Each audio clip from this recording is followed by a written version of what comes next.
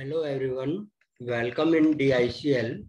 तो हमने एक प्रोग्रामिंग सीरीज की थी सी की स्टार्ट। उसमें हमने सबसे पहले सिलेबस डिस्कस किया, फिर हमने उसका प्रोग्रामिंग क्या होती है उसके बारे में बात की, और फिर हमने बात की थी ट्रांसलेटर से क्या होते हैं प्रोग्रामिंग के अंदर। आज हम बात कर रहे हैं सी प्रोग्रामिंग की, और उसमें हम करेंगे history of programming language C. C language जो प्रोग्रामिंग है उसकी हिस्ट्री क्या है, कहाँ से वो आई और कब वो आई, और किसने उसको डेवलप किया और उसका फाउंडर कौन है, इस सब के बारे में बातें करेंगे आज। तो अब हम स्टार्ट करते हैं। फर्स्ट हिस्ट्री में फर्स्ट पॉइंट के बारे में बात करेंगे अभी हम। C language is evolve on base of two previous languages like BCPL and B. जो हमारी सी लैंग्वेज आई है वो प्रीवियस दो लैंग्वेजेज थी, BCPL और बी लैंग्वेज, उनसे इवॉल्व होके आई है। ठीक है, BCPL होती है बेसिक कंबाइंड प्रोग्रामिंग लैंग्वेज, और बी लैंग्वेज, ये दो लैंग्वेज थी, इन्हीं से इवॉल्व होके कौन सी लैंग्वेज आ गई, हमारी सी लैंग्वेज। तो BCPL क्या है, हमारी बेसिक कंबाइंड प्रोग्रामिंग लैंग्वेज है, जो OS ऑपरेटिंग सिस्टम और कंपाइलर्स का कोड लिखने के लिए यूज की जाती थी। इसके बाद बोथ आर टाइपलेस लैंग्वेज। ये जो बी लैंग्वेज और BCPL लैंग्वेज थी, ये दोनों क्या थी, टाइपलेस लैंग्वेज थी, यानी उनमें कोई डाटा टाइप नहीं होता था, एक ही डाटा टाइप होता था, उसी में सब कुछ स्टोर होता था। हमारी जैसे आजकल हाई लेवल लैंग्वेजेस हैं, सी है, C++ में अलग अलग डाटा टाइप्स दिए हुए हैं, इंटीजर के लिए अलग है, फ्लोटिंग पॉइंट्स अलग है, ठीक है, और स्ट्रिंग के लिए अलग है, इस प्रकार से। लेकिन ये टाइपलेस लैंग्वेज थे हमारी बी और BCPL language. C language basically evolve from B language, और जो सी लैंग्वेज आई है वो हमारी किससे इवॉल्व होके आई है, बी लैंग्वेज से इवॉल्व होके आई है।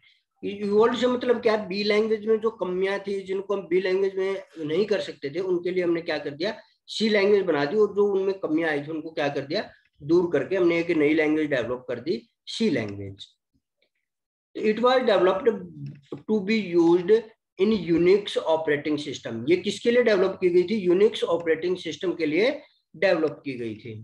ठीक है, Dennis Ritchie is the founder and developer of the C language. Dennis Ritchie वही इसका फाउंडर और डेवलपर है सी लैंग्वेज का। तो सबसे पहले हमारी जो लैंग्वेज आई थी वो ट्रेडिशनल सी आई थी, और आपको कई जगह इसके ईयर्स में मिलता है 1972, 1979, इस प्रकार से। लेकिन सी लैंग्वेज जो डेवलप हुई, ट्रेडिशनल सी जो आई थी वो 1972 में आई थी, जिसको डेनिस रिच ने डेवलप किया था। और ये के साइंटिस्ट थे AT&T बेल लेबोरेटरीज में। टी बेल लेबोरेटरीज में USA के अंदर है ये एक लेबोरेटरी, उसके अंदर एक साइंटिस्ट थे डेनिस रिची, उन्होंने वही इसके डेवलपर और फाउंडर थे। ठीक है, 1989 में इसका ट्रेडिशनल सी से सीखा गया था वर्जन। ठीक है, it is developed to overcome the problem which are in BCPL and B. इसने क्या किया, BCPL और बी में जो प्रॉब्लम्स थे उनको ओवरकम कर दिया, और इसलिए डेवलप की गई थी। It is the base of other language, so it is called mother language. जितने भी सी लैंग्वेज के बाद languages like C++, Java, C# and other modern languages जितने भी आए, उन सब का बेस जो है सी लैंग्वेज है, इसलिए हम इसको मदर लैंग्वेज बोलते हैं। It is use to create a system application. System application में हम क्या करें, अभी हमने बात की, और BCPL जो यूज होती थी ऑपरेटिंग सिस्टम और कंपाइलर्स का कोड लिखने के लिए यूज होती थी, तो सिस्टम एप्लीकेशन से क्रिएट करने के लिए हम किसका यूज करते थे, सी लैंग्वेज का। ठीक है, तो सिस्टम एप्लीकेशन में हम कंपाइलर्स की बात कर लें या हार्डवेयर ड्राइवर्स की बात कर लें, उन सब के लिए हम क्या करते थे, सी लैंग्वेज का यूज करते हैं। It is a case sensitive language. जो हमारी सी लैंग्वेज है वो केस सेंसिटिव लैंग्वेज है, यानी जब हम प्रोग्राम करेंगे, प्रैक्टिकल पार्ट्स करेंगे, तब हमें पता लगेगा केस सेंसिटिव लैंग्वेज होती क्या है। केस सेंसिटिव लैंग्वेज में इंक्लूड होता है हमारा काम कि जब हम कोई कोड लिखेंगे, प्रोग्रामिंग का कोड लिखेंगे, सोर्स कोड लिखेंगे, तो वहां पे जो बेसिकली सी में जो कोड लिखा जाता है उसमें सभी लेटर बेसिकली स्मॉल होते हैं। तो अगर वहां पे हम स्मॉल लेटर की जगह कैपिटल लेटर यूज करेंगे तो ये एरर शो करेगा। तो इसलिए हम इसको केस सेंसिटिव लैंग्वेज बोलते हैं। जो लेटर छोटे हैं वो हमेशा छोटे यूज करेंगे, जो बड़े यूज करने वो हमेशा बड़े यूज होंगे। तो ये केस सेंसिटिव लैंग्वेज है। इसके बाद हम बात करते हैं future of programming language C. Programming language C के फीचर्स क्या हैं। First, simple. सिंपल से मीन्स क्या है, जो है सी लैंग्वेज, इसने बेसिकली क्या कर रखा है,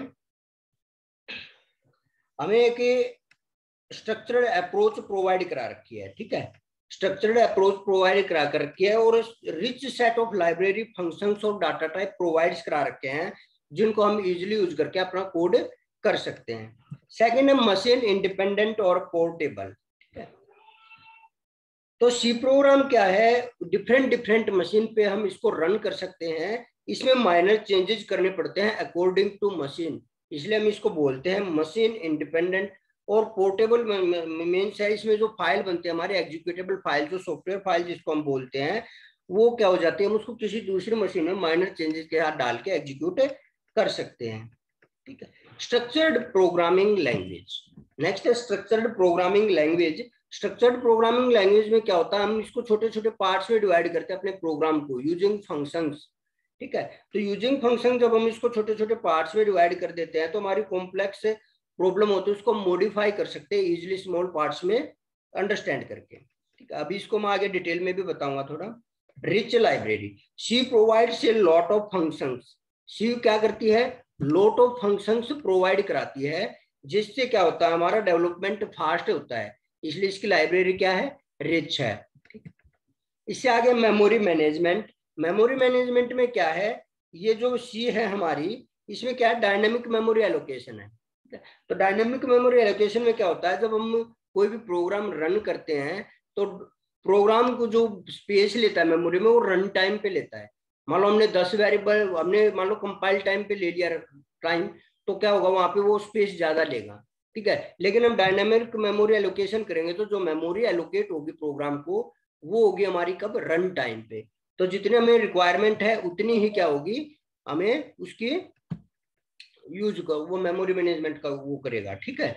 तो हम वहां पे फ्री फंक्शन का यूज करके इजीली मेमोरी को फ्री भी करा सकते हैं जब उसका यूज नहीं होता है, ठीक है। तो स्पीड, नेक्स्ट ऑप्शन आता है हमारा स्पीड। तो स्पीड, फास्ट स्पीड में क्या होगा, इसका एग्जीक्यूशन टाइम है सी लैंग्वेज का, वो बहुत ही फास्ट है, क्योंकि इसमें जो इनबिल्ट फंक्शन करा रखे हैं वो बहुत ही कम है, ठीक है। तो इस कारण इसकी स्पीड क्या है, फास्ट है, क्योंकि इस पे ओवरहेड नहीं है इनबिल्ट फंक्शंस का। अब नेक्स्ट आता है हमारा पॉइंटर्स। पॉइंटर्स क्या होते हैं, डायरेक्टली मेमोरी के साथ इंटरेक्ट करते हैं, ठीक है। और पॉइंटर मेमोरी स्ट्रिंग और फंक्शंस को क्या करते हैं, पॉइंटर का उसके साथ डायरेक्ट मेमोरी के साथ क्या करते हैं, इंटरेक्ट कर लेते हैं, ठीक है। और फिर हमारा नेक्स्ट फीचर आता है रिकर्जन। रिकर्जन क्या करता है, हमारा फंक्शन को अपने अंदर, फंक्शन अपने फंक्शन को बार बार कॉल कराना, ठीक है।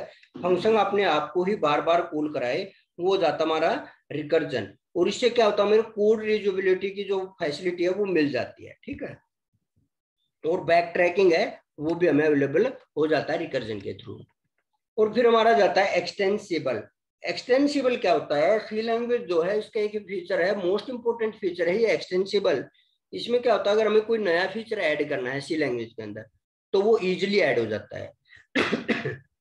सॉरी। तो देखिए अब कुछ एक पॉइंट्स हैं जो हिस्ट्री में हमने किए थे, उनके बारे में हम थोड़ी बात करेंगे। हिस्ट्री और फीचर्स में इनकी बात की थी हमने। तो फर्स्ट है हमारा मदर लैंग्वेज। तो मदर लैंग्वेज में बेसिकली क्या होगा हमारा, C language is the base of other modern languages like C, C plus plus, Java, dot net. इनमें जो है हमारी सी लैंग्वेज है वो मॉडर्न लैंग्वेजेज जितने भी हमारे उनका बेस है, इसलिए हम इसको मदर लैंग्वेज बोलते हैं। और सेकंड इसका क्या है, most of compiler of modern language written in C language. इसको मदर लैंग्वेज हम बोलते क्या हैं, क्योंकि ये बात तो मैंने आपको पहले ही बताई थी कि ये सी, सी प्लस प्लस, जावा जितने भी अदर मॉडर्न लैंग्वेजेज आई हैं वो सी के अंडर आती हैं, इसलिए उसको हम क्या बोलते हैं, मदर लैंग्वेज बोलते हैं। और जितने भी मॉडर्न लैंग्वेजेस के कंपाइलर है वो रिटर्न किए गए हैं सी में, इसलिए हम इसको मदर लैंग्वेज बोलते हैं। नेक्स्ट हम बात करते हैं the concept of array function and file handling, ठीक है। ये जो कॉन्सेप्ट है एरे का कॉन्सेप्ट, फंक्शंस का कॉन्सेप्ट और फाइल हैंडलिंग का कॉन्सेप्ट, ठीक है, ये मोस्टली वाइडली यूज होता है हमारे मॉडर्न प्रोग्रामिंग लैंग्वेज में, जो किसके द्वारा प्रोवाइड किए गए हैं, सी लैंग्वेज के द्वारा। नेक्स्ट हमारा सिस्टम प्रोग्रामिंग लैंग्वेज। तो सिस्टम प्रोग्रामिंग लैंग्वेज भी हमने इसके एक फीचर्स पढ़ा था। इसमें क्या होता है, it is use to create a system software.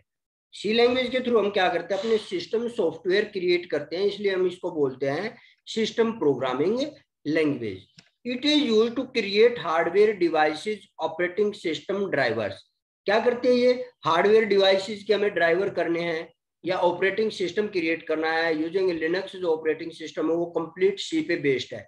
तो हमारी क्या है ये सिस्टम प्रोग्रामिंग लैंग्वेज है। इस पे हम जो सिस्टम्स के जो ऑपरेटिंग सिस्टम है ड्राइवर्स हैं वो सारा कोड हमें सी में राइट करते हैं। अब हमारे जो प्रोसीजर ओरिएंटेड प्रोग्रामिंग लैंग्वेज, ये भी एक मोस्ट इंपोर्टेंट फीचर है हमारा सी लैंग्वेज का। अगर आपको पूछे सी लैंग्वेज क्या है, प्रोसीजर ओरिएंटेड प्रोग्रामिंग लैंग्वेज है। प्रोसीजर क्या है, स्टेप बाय स्टेप जो वर्क होता है वो हमारा प्रोसीजर्स होता है। तो सी लैंग्वेज जो वर्क करती है वो पोप टाइप पे वर्क करती है। कहते हैं pope means procedure oriented programming. और इस प्रोसीजर ओरिएंटेड मीन्स में क्या होता है, सीरीज ऑफ स्टेप्स, यानी कुछ स्टेप्स की सीरीज होगी, टाइप होगा, उन स्टेप्स को हम फॉलो करेंगे या कोई प्रोसीजर होगा जिसके दौरान हम एक प्रोग्राम और प्रॉब्लम को सोल्व करेंगे। फिर हमारा आता है स्ट्रक्चर्ड प्रोग्रामिंग लैंग्वेज। जो हमारी सी लैंग्वेज है वो स्ट्रक्चर्ड प्रोग्रामिंग लैंग्वेज है। इसको हम अच्छे से डिफाइन अगर करें तो structured means break the program into parts and block so that it be easy to understand.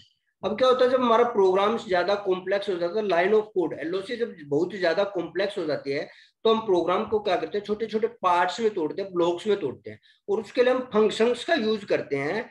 तो वो जो कॉन्सेप्ट है उसको हम बोलते हैं स्ट्रक्चर्ड प्रोग्रामिंग लैंग्वेज। और सेकंड में यही आ रहा है, we can break the program into parts using function. हम क्या करते हैं, अपने प्रोग्राम्स को फंक्शंस का यूज करके छोटे छोटे पार्ट्स में डिवाइड कर देते हैं। और फिर दूसरा इसकी जो बात आती है, अब हम जो आगे करेंगे, अब हमारा थ्योरी पार्ट कंप्लीट हो गया। अब हम जो नेक्स्ट हमारी क्लास होगी वो हमारा एक सिंपल प्रोग्राम सी में कैसे क्रिएट होता है उसके ऊपर होगी। उसका सिंटेक्स क्या होता है, कैसे हम प्रोग्राम क्रिएट करेंगे, वो सारी बातें हम करेंगे नेक्स्ट क्लास में। ठीक है, तो आज के लिए इतना ही है। ठीक है, तो चैनल को लाइक शेयर और सब्सक्राइब करें। ठीक है, और अपने दोस्तों के साथ भी इसको शेयर करें। और थैंक यू टू ऑल।